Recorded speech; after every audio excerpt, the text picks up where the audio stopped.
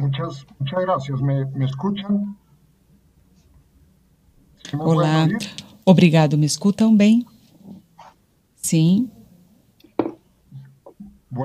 Quiero agradecerles Bom, por esta gostaria de agradecer a invitación. todos pelo Prometo convite, ser por breve. estar aqui. Quiero Prometo empezar por ser decir que me gusta breve. más el mundo real Gostaria que el de mundo dizer que virtual, eu gosto muito mais do mundo real que do pero mundo estas son las virtual, épocas mas que nos están tocando infelizmente esse é o a todos. momento que estamos Espero que passando. pronto las Realmente podamos espero dejar que logo atrás nós possamos y aí podamos tener já estos superar tudo diálogos isso e possamos ter de esses manera diálogos presencial de forma para el mejoramiento de presencial nuestros sistemas de salud para a en melhor e toda la aperfeiçoamento do región. nosso Voy sistema a de ser muy saúde em toda a breve região. en Eu aras vou del ser tiempo. muito No breve, voy a hacer una descripción não vou grande fazer uma del descrição sistema de muito salud detalhada do colombiano y su sistema de saúde complejidad que nos colombiano e a sua capturaría, pero complexidade, quiero porque seria muito compartir complicado, mas eu gostaria de 5 o 6 compartilhar com vocês reflexiones 5 ou 6 grandes reflexões del caso importantes del financiamiento de do la salud en caso do Colombia financiamento da y saúde na Colômbia invitarlos a e la gostaria de discusión y a los convidá-los comentarios por a supuesto.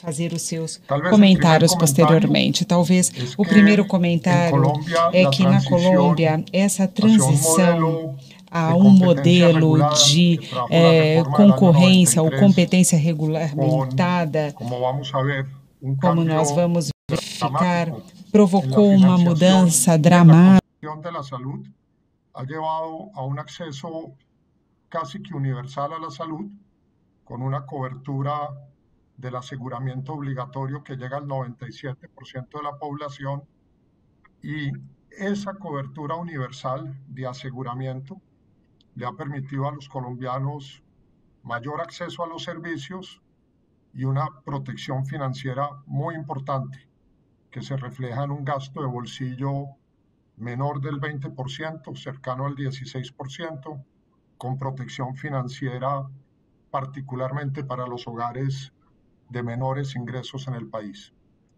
Una segunda observación que no queda resuelta, como muchas de las que voy a compartir acá, es que esa cobertura universal se logra con un financiamiento mixto.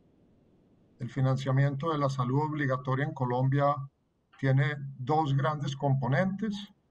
Uno es un aporte que llamamos parafiscal, que es sobre los salarios, sobre la nómina obligado, que llega al 12.5% para salud y se reparte en 2/3 partes a cargo del empleador y una tercera parte a cargo del empleado, y se complementa para poder llegar a aquellos colombianos que están en la informalidad o que no tienen ingresos suficientes o que están en la pobreza, con aportes Da importantes desde el pobreza com presupuesto de aportes la nación importantes de y desde el orçamento da presupuesto de los nação gobiernos e pelo orçamento subnacionales, do bien governo sea departamentales o subnacional, municipales. dependendo dos En esta departamentos primera e dos reflexión grande de municípios. financiamiento Nessa primeira está siempre reflexão esa de discusión de financiamento, cómo lograr estamos un sempre financiamiento discutindo de como é que sea possível obter um contracíclico, financiamento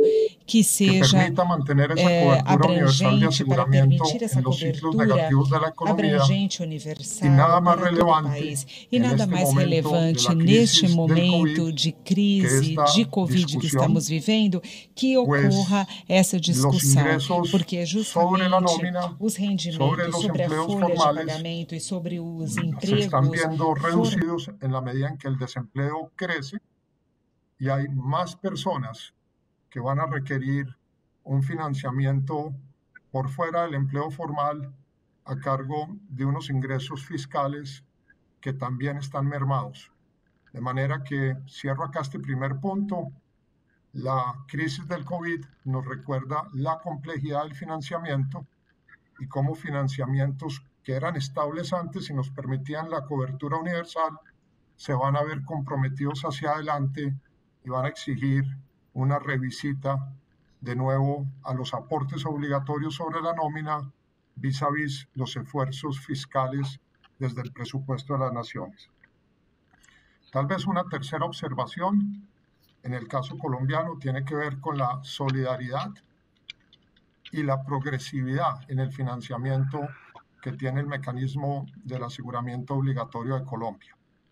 Hay una solidaridad muy importante no solo entre las personas sanas hacia las enfermas por la distribución del riesgo, sino también entre los hogares con mayores ingresos hacia aquellos de menores ingresos, con un punto de financiación que pasa de los contribuyentes hacia los subsidiados. Y esto ha sido muy importante en el esquema financiero colombiano porque de nuevo ha ayudado a proteger particularmente a las personas de menores ingresos de los riesgos ciertos de los costos de enfermar o morir.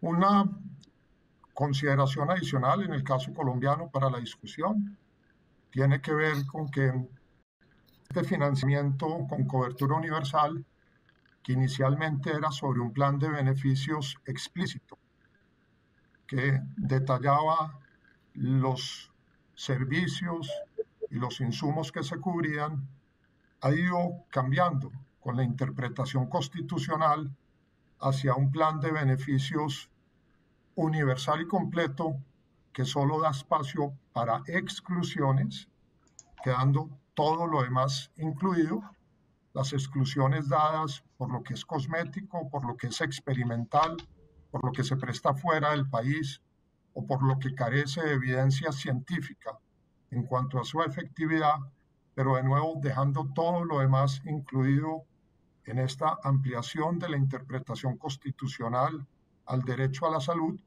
generando, por supuesto, una mayor cobertura de la protección a la población, pero una mayor presión sobre el financiamiento, y esto tiene mucho que ver con desequilibrios que el país tiene que entrar a llenar en el financiamiento de este derecho a la salud, ampliado en la medida de la interpretación de nuestra Constitución. Un cuarto elemento, si le puedo sumar a los elementos de, digámoslo, el origen mixto del financiamiento, de la importancia de la solidaridad y progresividad que hay dentro de él, de esta tensión con un plan creciente de beneficios, tiene que ver con las expectativas de calidad y servicio que tiene la población crecientemente y que nos ha llevado a considerar que los mecanismos financieros en Colombia no solo tengan un ajuste ex ante de riesgo que tienen en cuenta en las cápitas que se entregan para los aseguradores, la edad, el género y la localización geográfica del ciudadano, sino también empezar a incorporar mecanismos ex post de ajuste de riesgo que tomen, por ejemplo, a través de una cuenta de alto costo, las diferencias por prevalencia de enfermedades de alta incidencia en el gasto, como el cáncer, como el VIH, como la enfermedad renal crónica, como enfermedades inmunológicas crecientemente, y compense la prima del seguro en función no solo de la prevalencia, sino también de la calidad del servicio y de la gestión de sus riesgos en salud que se le está dando a la población. De nuevo, un tema importante, estoy seguro, para considerar, que son estos ajustes de nuevo en función de las expectativas de mejores servicios y mayor calidad. Termino con dos reflexiones finales. En el caso colombiano, este acceso universal con progresividad y solidaridad, con un plan de beneficios que se ha venido ampliando hacia exclusiones y no inclusiones, con una creciente expectativa que nos lleva a mirar ajustes no solo ex ante, sino ex post en el financiamiento, ha tenido también una participación público-privada muy importante. No solo en el financiamiento, porque al fin y al cabo gran parte de ese aporte parafiscal viene por las empresas privadas, por su competitividad, por su posibilidad de crear empleos, porque es una carga sobre el empleo formal, sino también en el caso colombiano una participación público y privada en el rol de los aseguradores y en el rol de los prestadores. En el caso colombiano, ambos brazos de este sistema obligatorio de salud se han desarrollado con una muy alta participación público-privada, no exenta de dificultades, con las que voy a terminar, pero que ha sido muy importante para que haya distintos modelos, tanto en el aseguramiento como en la prestación, que compiten bajo un marco regulatorio intenso. Ha servido también para que esa competencia busque mejorar los servicios de cara a los ciudadanos y, muy importante, en el caso del modelo colombiano, para que haya libertad de elección de los ciudadanos, que pueden todos los años moverse a un asegurador de su preferencia y dentro de este a una red de prestadores también de su preferencia en la zona donde viven. De manera que la participación privada, regulada, ha sido muy importante en el caso colombiano para ampliar la cobertura, el acceso y las posibilidades de elección de los ciudadanos, de nuevo, dentro de un sistema obligatorio regulado. Y ya para terminar y oír a los participantes en el panel y sus preguntas y discusiones, el modelo colombiano, con estas 5 grandes características, que vuelvo y las resumo, como cobertura universal, con un financiamiento mixto, con progresividad y solidaridad metidas de manera obligatoria en la estructura, con un plan de beneficios que se ha ampliado en la interpretación del derecho a la salud, con una creciente expectativa de nuestros ciudadanos por mayores servicios, con mayor calidad y con una participación público y privada creciente, exige un rol de rectoría de largo plazo en la visión del sector y un rol de inspección, vigilancia y control para que nos sometamos a las regulaciones y no haya espacio para el abuso, para la corrupción y podamos intervenir oportunamente desequilibrios. Esas funciones de inspección, vigilancia y control y de rectoría se han vuelto crecientemente importantes en el desarrollo y en la maduración del sistema de salud colombiano. Y el éxito de todo lo inicial, de toda esta estructura de aseguramiento obligatorio, de esta participación público-privada, gran parte del éxito va a venir de la capacidad nuestra como país de tener esta rectoría con visión de largo plazo muy sólida y, de nuevo, los instrumentos y las competencias para intervenir, vigilar y controlar a los múltiples actores en su cumplimiento y en su desempeño para mejorar la salud en Colombia. Con esto doy por terminada estas reflexiones grandes. Creo que todas deben servir para alimentar la discusión en otros países y muy especialmente en Brasil, país del cual siempre miramos con inmenso interés para aprender de lo que están haciendo allá también.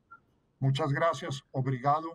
Espero que la virtualidad no haya impedido al menos transmitir unas ideas y dejar sembradas unas discusiones en todos. Muchas gracias.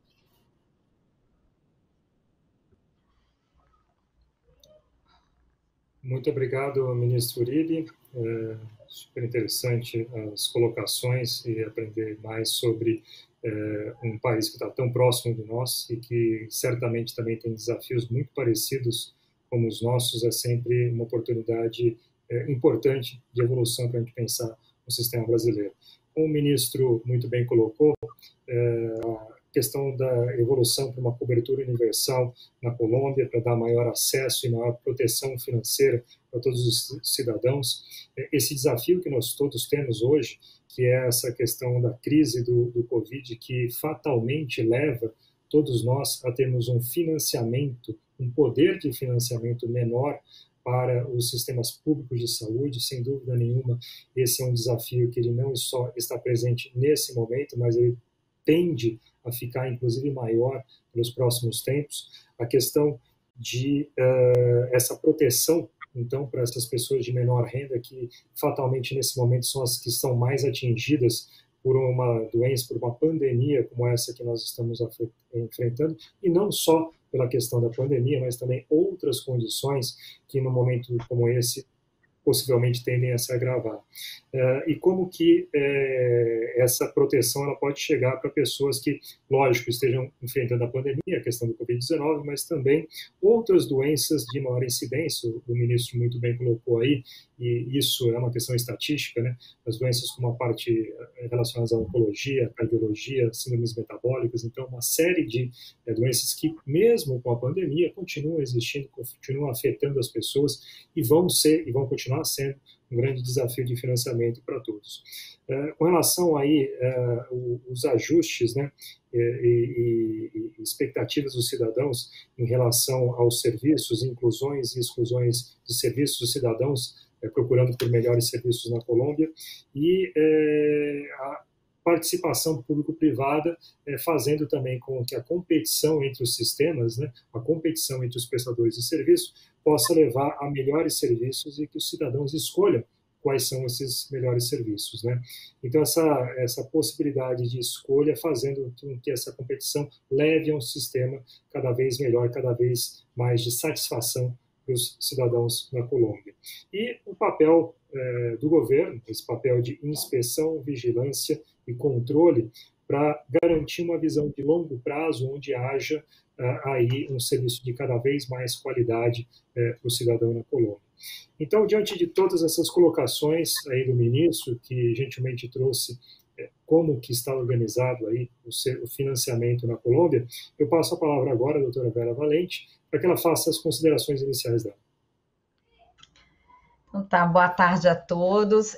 Obrigada aí à organização do FIS pelo convite. Prezado ministro Juan Pablo Uribe, Carlos Marinelli, Renilson é um amigo de muitos anos, trabalhamos há em torno de 20 anos atrás no Ministério da Saúde. É uma honra aqui discutir essas experiências internacionais de acesso à saúde, e principalmente aí com o ministro Juan Pablo, que tem uma experiência tão exitosa à frente aí do Ministério da Saúde na Colômbia.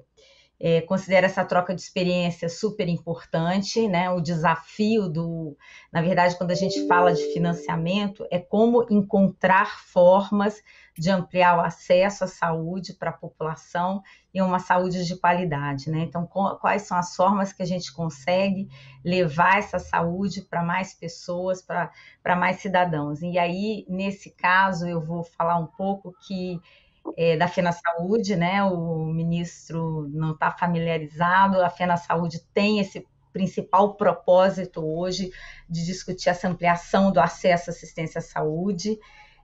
A FenaSaúde é a Federação Nacional de Saúde Suplementar, temos aí, eu sou diretora executiva, temos 16 grupos privados, né, de operadoras de saúde, que atende a 40% desse mercado de saúde suplementar no Brasil. E hoje você tem no Brasil, como um todo, 23% da população atendida por essa saúde privada, por essa saúde suplementar. Mas como o Brasil tem dimensões absurdas, nós estamos falando aí de 47 milhões de pessoas. Se eu estiver correta com o número, a Colômbia tem 50 milhões de habitantes, ou seja, nós lidamos aí só na saúde suplementar com quase a população da Colômbia. A saúde suplementar movimentou no Brasil 213 bilhões, né, o equivalente a 38 bilhões de dólares em 2019, e o que mostra a disparidade é que os gastos privados, eles corresponderam a cerca de 55% do gasto total de saúde no Brasil, ou seja, para atender 23% da população, 55% dos gastos totais. Então, assim, feita essa contextualização, eu acho que é importante mencionar que acesso à saúde, na verdade, é o grande desafio de todos os países do mundo, independente da forma de financiamento, se ela é pública, se ela é privada ou se ela é mista. E aí eu acho que trocar essas experiências, entender o que funcionou e até o que não funcionou é extremamente importante. Mais uma vez, eu parabenizo aí o FIS buscando essa interação, essa troca de experiências. o Brasil, tanto o Brasil quanto a Colômbia, né, como o ministro já comentou com relação à Colômbia, segue os ditames da OMS no sentido de que a saúde é um direito social universal e requer subsídios aos mais pobres. No caso brasileiro, esse ditame ele foi colocado na própria Constituição, que coloca que o acesso universal e igualitário às ações e serviços para promoção, proteção e recuperação da saúde dos brasileiros. Mas o desafio é enorme, né? Temos desenhos diferentes, né? O sistema de saúde brasileiro e colombiano, mas são baseados na construção dessa parceria entre o setor público e o setor privado. E, na minha opinião, a pandemia externalizou mais ainda essa necessidade de complementariedade, né? Pois cada paciente que é atendido no sistema privado, ele desafoga, ele libera o sistema público para quem necessita exclusivamente dele. E nós temos também um desafio, que acho que é um desafio presente na Colômbia, que é a capacidade de financiamento do Estado. Ou seja, no Brasil essa capacidade tem sido cada vez menor. O SUS foi fundamental no enfrentamento da pandemia, mas também ficou muito visível os problemas crônicos de subfinanciamento. Para ter uma ideia, o gasto anual por habitante no sistema público no Brasil é o equivalente a R$ 1.400, em torno de $250, né? Hoje o dólar oscilou, mas mais ou menos isso, enquanto a média da OCDE é $4.000. Então, a gente tem uma discrepância muito grande nesse financiamento. Já no caso do orçamento da União para o ano que vem, ele está previsto em torno de 38 bilhões de reais, 6,7 bilhões de dólares, que seria até menor do que o orçamento do ano presente com os gastos da pandemia. Então, a gente tem uma crise fiscal no país e aí, mais do que nunca, encontrar essa complementariedade entre o sistema privado e o sistema público é o caminho para a gente resolver, se não resolver, mas atenuar essa questão seríssima do acesso à saúde no país. Eu acho que em todos os países temos esse desafio. Um outro ponto que acabamos não explorando aí, que foi voltado para o financiamento, mas eu acho muito importante ser falado, porque ele impacta os custos do sistema e, consequentemente, essa necessidade de financiamento, que é a questão da judicialização. Sei que a Colômbia também lida com esse problema. No Brasil, a gente lida diariamente com ações na justiça que pedem medicamentos, procedimentos não previstos nos contratos, não previsto no rol que é definido pela Agência de Saúde Suplementar no Brasil. Isso tem um impacto enorme no sistema, um impacto enorme nos custos assistenciais, ou seja, pleitos individuais, a gente até compreende, né, o motivo desses pleitos, mas que oneram o coletivo, oneram essa carteira, essa coletividade. E, na verdade, falando desse conjunto de problemas, né, acho que a pandemia ela acabou sendo uma grande oportunidade para a gente buscar algumas transições necessárias. Também o ministro Uribe comentou aí os desafios que nós temos com relação ao aumento de custos em função de envelhecimento da população, maior longevidade, o surgimento de tecnologias em saúde maravilhosas, mas cada vez mais caras, e um modelo de assistencial hoje, né, muito presente, que onera, incentiva o excesso de uso. Então, a palavra-chave quando a gente discute tudo isso é como a gente buscar a sustentabilidade desse sistema. Então, modelos baseados em geração de valor, colocando o paciente no centro do cuidado, fortalecimento da atenção primária, ênfase na prevenção, e um outro avanço também, que eu tenho até curiosidade de saber como é na Colômbia, também o avanço da telemedicina. Tudo isso leva a uma melhoria no sistema, a uma melhor sustentabilidade, redução de custos muitas vezes, e aí também atenua essa necessidade de financiamento do sistema. Na minha cabeça está tudo muito conectado, visando aí essa ampliação do acesso. Então, neste momento, no Brasil e no mundo, os impactos da pandemia, aqui especificamente a gente teve muita perda de vagas de emprego formal, redução de acesso ao sistema privado em função da perda desse benefício que era dado pelo empregador. Isso pressiona o sistema público. Mais do que nunca, a gente busca no Brasil uma rediscussão regulatória para que a gente consiga aí criar mecanismos de mais entrada, de mais pessoas ao sistema privado e trazendo essa complementariedade entre o público e privado. Então, nossa tarefa comum é estarmos preparados para um cenário de maior demanda por saúde, menor capacidade do Estado de atender a população pelo sistema público, e isso tudo com custos crescentes. O desafio não é trivial, mas essa troca de experiências é muito importante com a Colômbia e com vários países do mundo. Então, agradeço a oportunidade e espero que possamos explorar mais aí essas experiências. Obrigada. Muito obrigado, Vera. Doutor Renilson. Bom, também queria iniciar agradecendo a FIS pelo convite, pela oportunidade, inclusive a oportunidade mesmo de forma virtual reencontrar minha amiga Vera, que tem um tempo que a gente não se vê. Bom, eu também queria contextualizar um pouco como Vera fez, quer dizer, foi dito aqui que eu presido o IBROS, que é o Instituto Brasileiro das Organizações Sociais de Saúde, que é, em última análise, o terceiro setor, né, na área da saúde, em parceria com o poder público, basicamente na administração de unidades de saúde. É um modelo que, embora já tenha 20 anos, tem se disseminado pelo Brasil, mas ainda carece de um certo aperfeiçoamento, né? E eu acho que, é claro, não dá para entrar no debate sobre o modelo de financiamento colombiano, o tempo não daria para isso, né? Precisaríamos de muito mais tempo. Mas eu acho que tem um ponto fundamental, que tanto o Uribe como a Vera colocou, é que eu acho que ninguém a essa altura pode defender um modelo que não seja de cobertura universal, de acesso universal.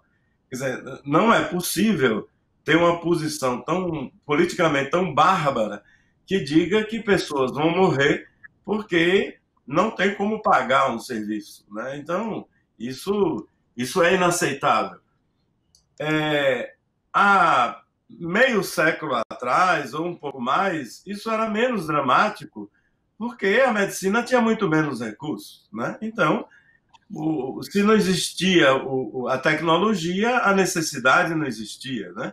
Mas hoje, na medida que você tem as tecnologias, tem as possibilidades, significa se privar o acesso a essa assistência, significa estar condenando a pessoa à morte. E isso é uma posição inaceitável nos tempos de hoje, né?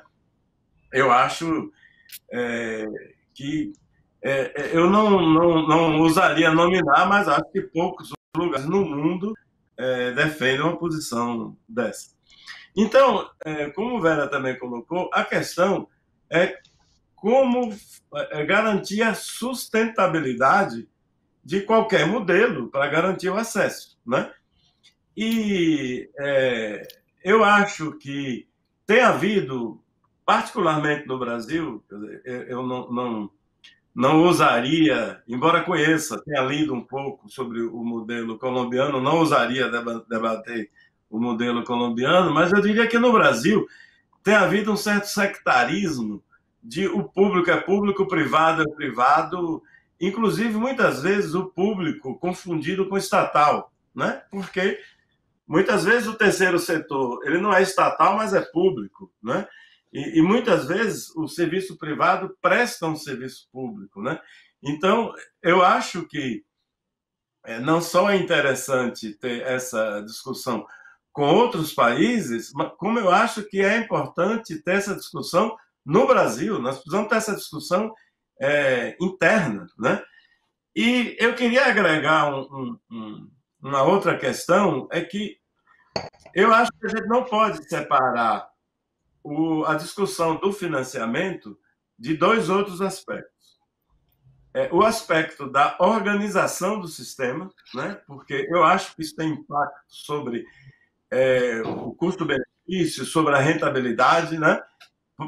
Falando mais claramente do modelo brasileiro, eu acho que nós erramos na mão na descentralização, perdemos escala, e isso faz com que a gente perca eficiência, né? Então, essa é uma questão extremamente relevante. Com isso, eu até tive a oportunidade de assistir uma entrevista do ministro Uribe falando em redes, né? E eu acho que no Brasil a gente precisa, na área da saúde, talvez em nenhuma outra área, mas na área da saúde a gente precisa superar os limites político-administrativos dos municípios para pensar em redes regionais. Essa é uma questão fundamental, né?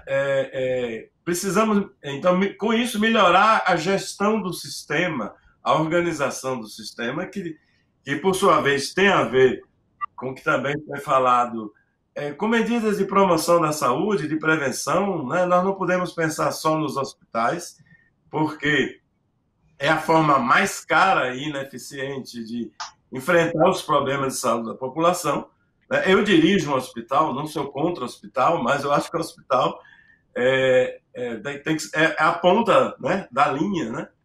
E aí, chegando até mesmo nos hospitais, a gente tem que ver a questão, no caso, eu acho que no Brasil é mais grave no setor público, mas eu ousaria dizer que em toda a administração hospitalar no Brasil, nós temos muito amadorismo, muita improvisação, né? E no caso da administração pública, soma-se a isso ferramentas absolutamente impossíveis de se conseguir garantir uma eficiência, né? Os hospitais públicos que têm uma administração pouco profissional, não tem meta, não tem uma clareza do ponto de vista da segurança do paciente, da qualidade da assistência, que eu acho que a gente precisa chegar nesse ponto. Então, finalizando, o que eu queria dizer é que temos, sim, um problema sério de financiamento, não só no Brasil, mas no mundo inteiro, porque cada vez mais os custos crescem, né? Tem uma equação que o Eugênio Vilaça sempre apresenta, que é custos crescentes com recursos limitados, né? E que eu acrescento que são e serão sempre a demanda, as necessidades serão sempre crescentes, elas não tem um teto onde as necessidades vão parar.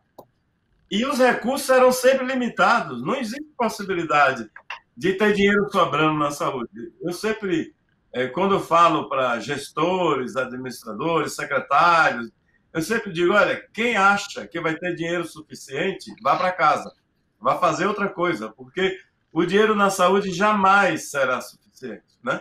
Então, além dessa questão do financiamento, o que eu quero, em última análise, trazer é que nós não podemos pensar só em como obter mais dinheiro. A gente tem que pensar em como fazer melhor gestão do sistema e melhor administração das unidades que prestam serviço, e aí, particularmente, os hospitais. É claro que a atenção primária é importantíssima, né? Mas o custo de um hospital daria para sustentar a atenção primária num determinado estado. Um hospital cobriria o custo da atenção primária inteira do estado, né? Então, se gasta muito dinheiro em hospital, a saúde é cara, né? E, então, realmente, não é só pensar em mais dinheiro, porque há um limite. Nós não podemos pegar toda a riqueza do país para gastar em saúde. Isso é impossível. Sempre haverá um limite. Então, nós temos que, além de pensar no financiamento, pensar na gestão do sistema e na administração das unidades. E eu acho que esse é o grande debate, né, que temos, não só agora durante a pandemia, mas principalmente no pós-pandemia. Mais uma vez, agradecer o convite, a oportunidade e ficar à disposição. Muito obrigado, doutor Renilson. Ótimas considerações e reflexões. da mesma forma, a doutora Vera também, falando sobre aí a organização do sistema brasileiro e os nossos desafios atuais. E passando a palavra agora para o ministro Uribe, eu tenho uma pergunta aqui, ministro, que na linha do que também a doutora Vera e o doutor Renilson colocaram, esse é um momento de desafio e ele vai ser cada vez mais desafiador. A gente tem uma questão de limites de recursos e cada vez mais gente precisando. Então, se o senhor puder falar um pouco da experiência colombiana nesse momento, começando especificamente pela telemedicina, uma coisa interessante, a gente está vendo isso crescer muito fortemente no Brasil, é um tema que esteve sob discussão durante muito tempo, acredito que a pandemia mostrou que era uma necessidade e é uma questão inexorável, aliar tecnologia, acesso, conveniência e chegar até as pessoas rapidamente com conhecimento médico. A gente vê um crescimento enorme da telemedicina no Brasil, como que isso está acontecendo na Colômbia, e também se o senhor vê na sua experiência alguma mudança importante no sistema colombiano para conseguir endereçar essa questão de limite de financiamento com a pandemia e outras necessidades futuras que possam estar ocorrendo agora ou que o senhor vê que será necessário nesse futuro próximo.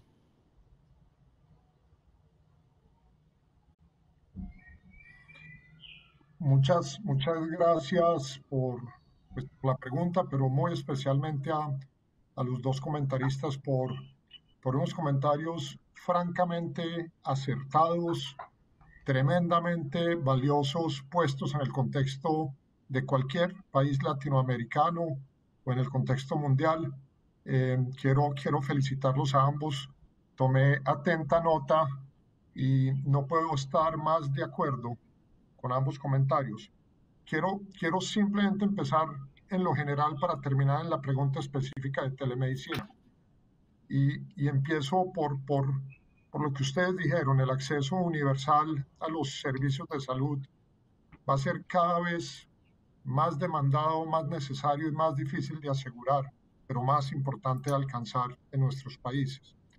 Y yo creo que nunca vamos a llegar a un equilibrio definitivo por múltiples variables que siempre van a llevar en un muy frágil equilibrio esta pregunta de la sostenibilidad de los sistemas.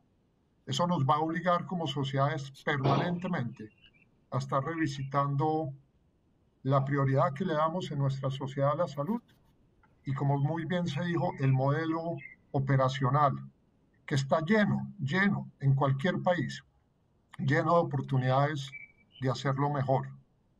Yo creo francamente en la complementación desde el sector privado, pero me encantó ese concepto, por ejemplo, de derivar fronteras y paradigmas que tenemos, por ejemplo, en la descentralización político-administrativa para llegarle de una manera más adecuada en esa promesa de acceso universal a nuestras poblaciones.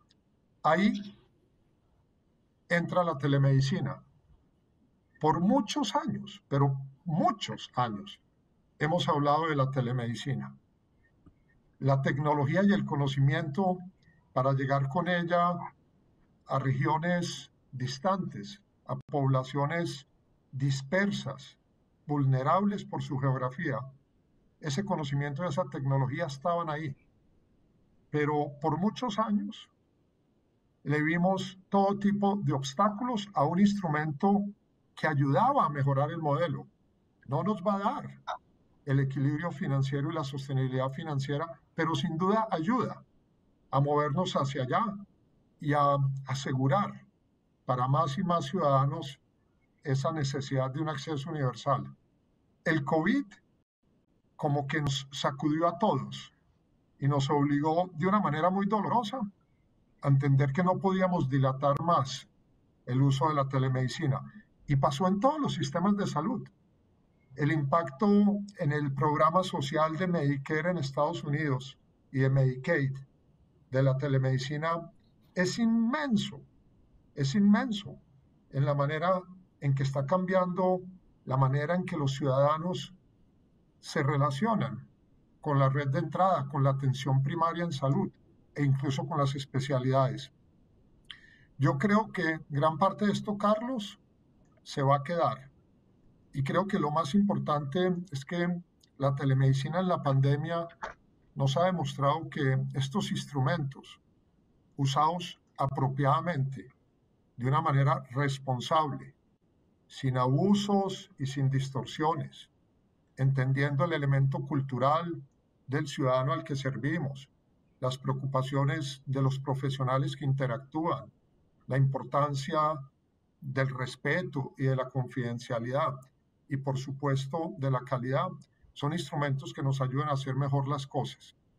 De manera que yo confío que no vamos a echar marcha atrás, que las resistencias y los escepticismos ya quedaron vencidos y que en cambio vamos a sumar aprendizaje para a futuro en este modelo que tiene que mejorar permanentemente, que no es de extremos, no es un modelo solo de prevención y promoción y cero hospitalario, no puede ser un modelo 100% hospitalario y que no piensa en el bienestar y en la gestión del riesgo previo, que la telemedicina va a ser parte, de nuevo, de ese muy necesario equilibrio, así sea siempre un frágil equilibrio. Tenemos que usarla para todos los beneficios que nos puede dar y cerrarle la puerta al abuso, a la resistencia y al escepticismo que no le había permitido entrar como ya entró.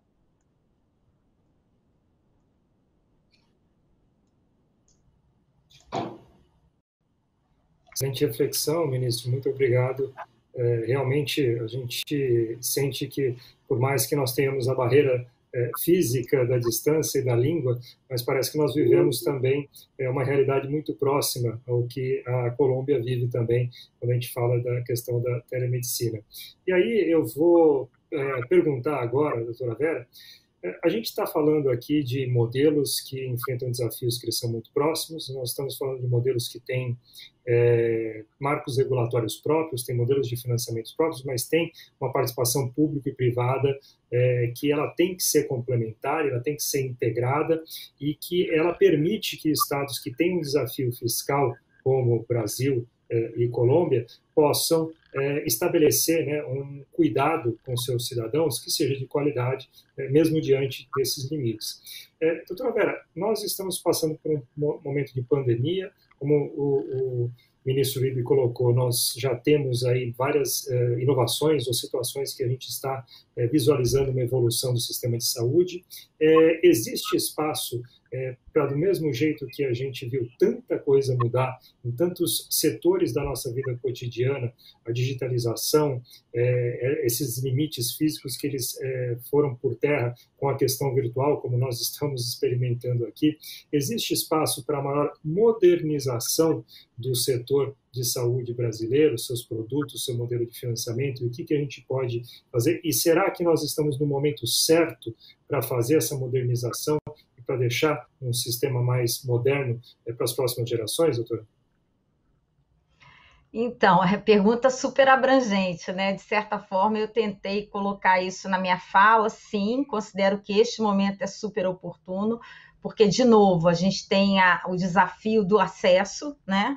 Em função da perda de emprego, e o desafio do acesso passa não só, né, até o Renilson falou muito bem, não só a questão de financiamento, passa por rever gestão, por rever modelos, por rever custos, organização da assistência.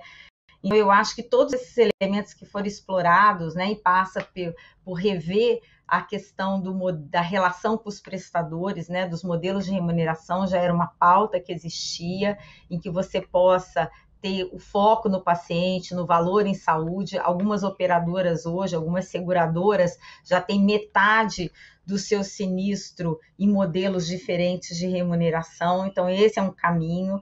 Então, o que eu acho é que o momento é muito oportuno, porque ele trouxe para a mesa a necessidade de discutirmos forma de rever os custos, de reduzir custos, de organizar a assistência saindo dessa porta de entrada hospitalocêntrica que o Renilson falou que é caríssima, e a pandemia mostrou que isso é possível, né?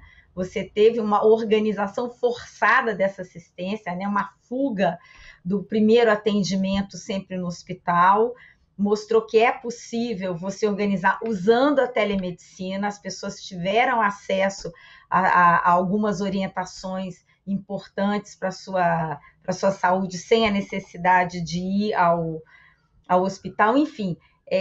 Eu penso que a pandemia, tudo que a gente já vinha falando, ela trouxe essa necessidade. A tecnologia é um elemento importante, as parcerias, seja elas intramuros, sejam elas extramuros, né? A gente viu o quanto foi importante a parceria das operadoras com seus prestadores, né?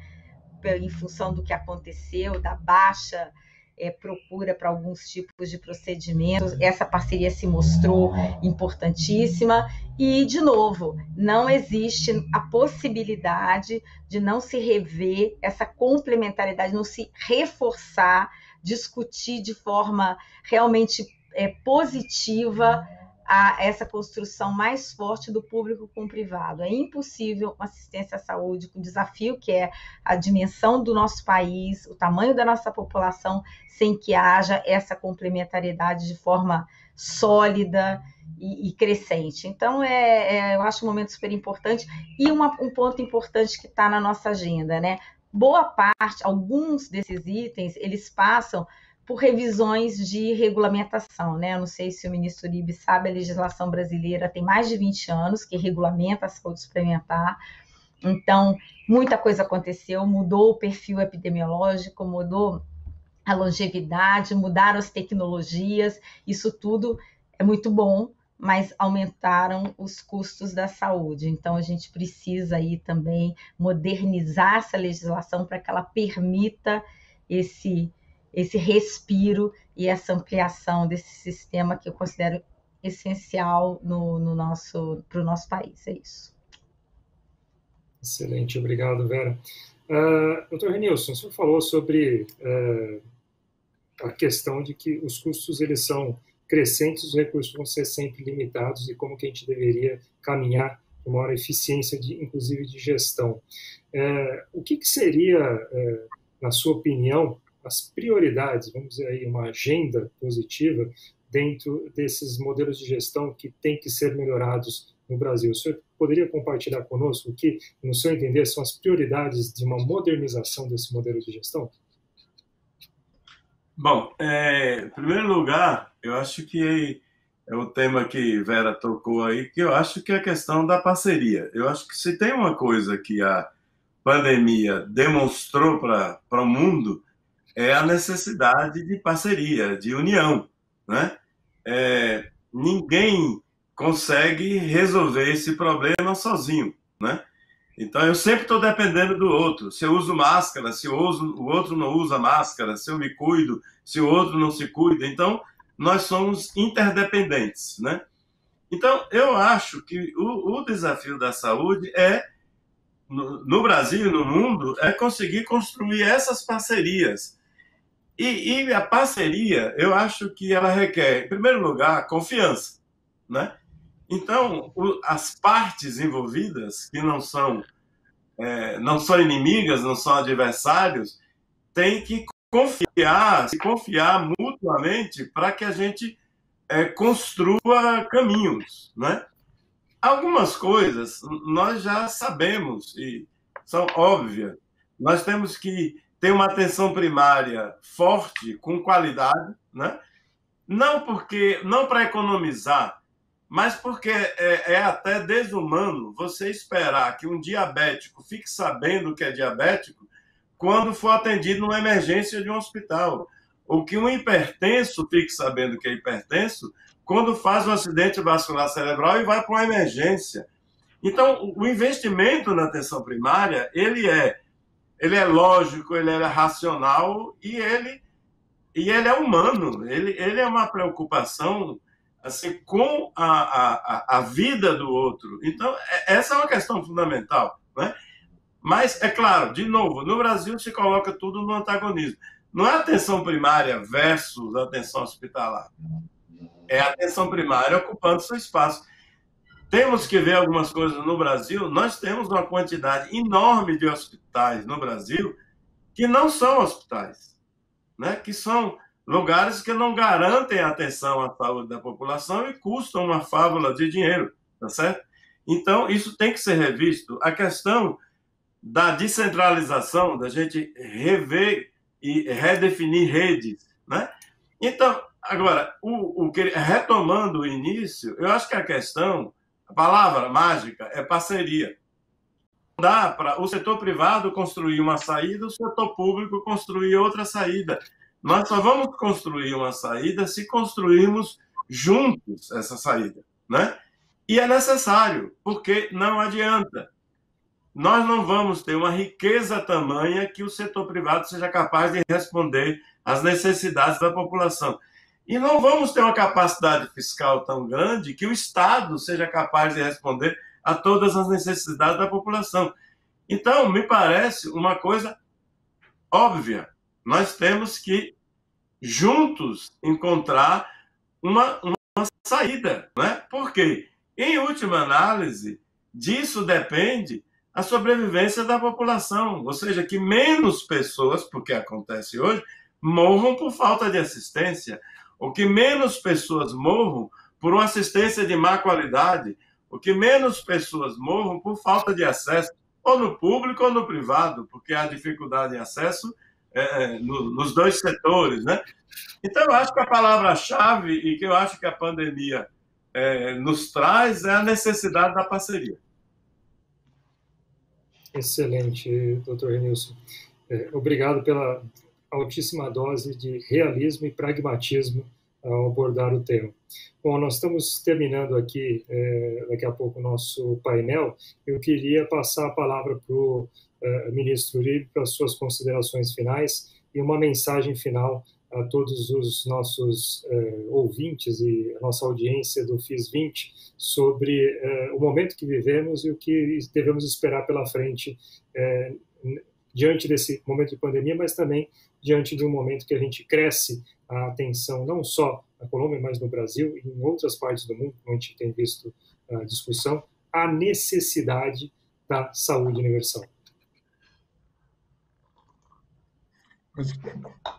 Carlos, tres mensajes. El primero es uno de agradecimiento a ti, a Vera y al doctor Renius por este muy provocador diálogo. Quiero decirles con franqueza que me encantará poderlos ver a futuro y seguir esta conversación. De manera que a ustedes y a FIS, muchas gracias. Primer mensaje. Segundo mensaje es un mensaje pragmático sobre sistemas de salud, entendiendo que ninguno es perfecto y que todos tienen dolores y la pandemia se ha encargado de que a todos nos duelan los sistemas de salud con una claridad que nadie puede esconder. Y ese mensaje sobre los sistemas de salud es el del equilibrio. Yo sé que es difícil en los tiempos modernos el equilibrio, pero no hay nada más importante para un sistema de salud que poder avanzar sin falsos extremos. El COVID necesita lavado de manos, necesita promoción de la salud y prevención, y el COVID nos ha mostrado que también necesitamos enfermeras especializadas en cuidado intensivo, cuidando 24 horas a personas frágiles frente a una enfermedad que requerían la máxima concentración de nuestro esfuerzo. Los sistemas de salud necesitan equilibrio entre los gobiernos nacionales y los locales, entre lo público y lo privado. Necesitan equilibrio todos los días. Y ese es mi segundo mensaje.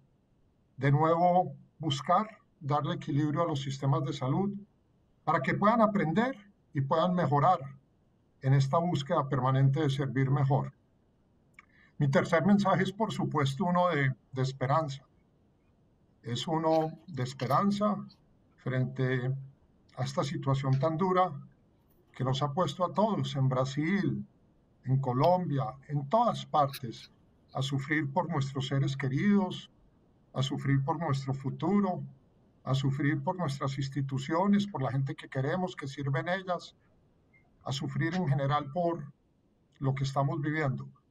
Yo sí creo que en esta hermosa alianza que el doctor Reynolds ha planteado como fundamental en este trabajo conjunto entre todos, en esta interdependencia, en saber que lo que hacemos bien le ayuda a otros, lo que dejamos hacer y lo que hacemos mal afecta a otros. Vamos a poderla superar y espero que no solo en telemedicina, en muchas otras cosas, vamos a salir con unos sistemas de salud más sólidos, más solidarios, más efectivos y con una mejor participación público-privada. Muchas gracias.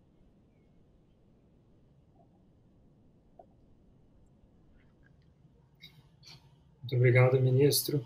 Bom, encaminhamos agora então para o final do nosso painel. Eu queria agradecer muito, doutora Vera, suas contribuições, esse destaque seu sobre a questão da necessidade inclusive, de modernização da nossa legislação, do nosso marco regulatório. Como a doutora muito bem lembrou, já são 20 anos, o mundo mudou, a saúde brasileira mudou, as necessidades da saúde mudaram, a pandemia, vamos dizer assim, tornou isso cada vez mais urgente a gente discutir também essa questão das relações e como é que a gente pode modernizar esse serviço.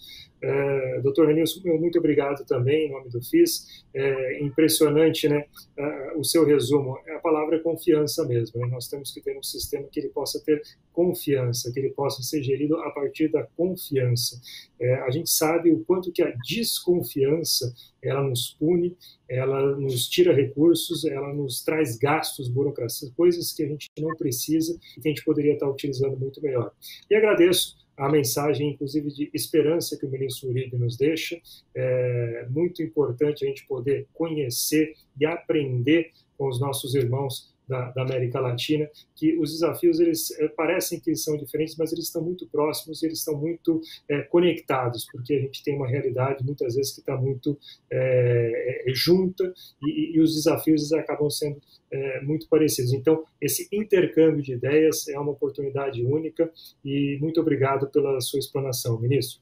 Então, terminamos aqui o nosso painel de hoje, Saúde na Colômbia e seu modelo de financiamento. Novamente, muito obrigado, doutora Vela, doutor Renilson, ministro Uribe, e até uma próxima oportunidade. E meu muito obrigado à organização do FIS 20 pela oportunidade de estar aqui mediando esse painel tão interessante e de tanta troca de conhecimento. Um grande abraço a todos, até a próxima. Obrigada, boa noite. Satisfação. Tchau, obrigado. Tchau.